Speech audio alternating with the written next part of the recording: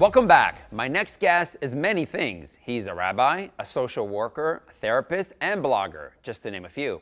But most importantly, he is a proud kidney donor who's written a book about his personal journey in hopes of inspiring others to help save lives too.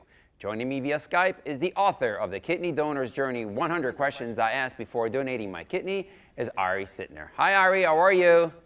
Good morning. I'm doing wonderfully. Thank you for having me on the program. Oh, no, it's an honor to have you. Listen, I got to say, I have not read the book. I went on your website. Amazing, fabulous. Tell us about what got you involved in kidney donation. In all truth, I'm the last person on earth that you would ever expect to donate a kidney. I found myself as the rabbi of a congregation in beautiful Charleston, South Carolina, and I was struggling with new ideas for what can I teach my congregation that would inspire them, that would motivate them to want to come to a class. And I came up with this brilliant idea. Let me teach medical ethics. I knew nothing about the topic, but I was comfortable researching it. And I gave a whole seminar all about kidney donation, organ donation, end-of-life issues. And I remember that when it was all over, I stood before my congregation and I said to them, guys, this is an amazing opportunity. Anyone who feels that they would like to donate a kidney to save a life, it's a great thing to do. And Jewish tradition would validate that. And I remember going home that night and saying, man, Ari, what a hypocrite. How could you tell everybody else to donate a kidney? And it's something I would never do. And that was really the moment that I decided to begin just this journey to reflect for what exactly did kidney donation mean to me personally. Did you obviously worry about your own life, right? So what made you decide to risk that? I mean, it's a tough question, right? I'm sure you thought about it a lot. I did, and that was really what the whole journey was about. Because on the one hand, I could more than anybody lay out what all the risks are of donating a kidney.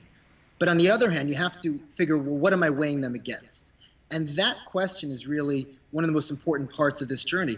In other words, it's how do I value a human life? And if I really appreciate what it means to give the life back to somebody who otherwise wouldn't have an opportunity to live or to watch their children grow up, so how could I then figure out what those risks are worth to me?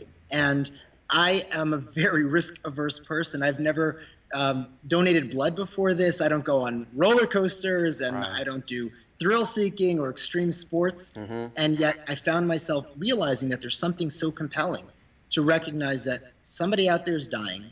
I have something that I can give to them that can literally give them life. And just thinking about that point for months, it wasn't an overnight decision, really said, yes, there are risks. And in the book, we go through what those risks are. But at the end of the day, to really appreciate what on the other side of that, we're able to provide for someone. Tell me about how your family reacted when you made it. I'm sure it wasn't an easy topic to talk about. I know you have kids. So how did you propose that question to them? I mean, it must have been rough. It was brutal. And the reaction, I think, as for most people who are in this position, they know that they're going to confront a lot of negativity, people saying, hey, you're crazy. Why would you even do this? You've got a family to think about. And honestly, I knew all of those concerns going in. And I sat down with my wife one day and I went out for coffee with her at Starbucks. And I said, look, honey, this is something I'm thinking about.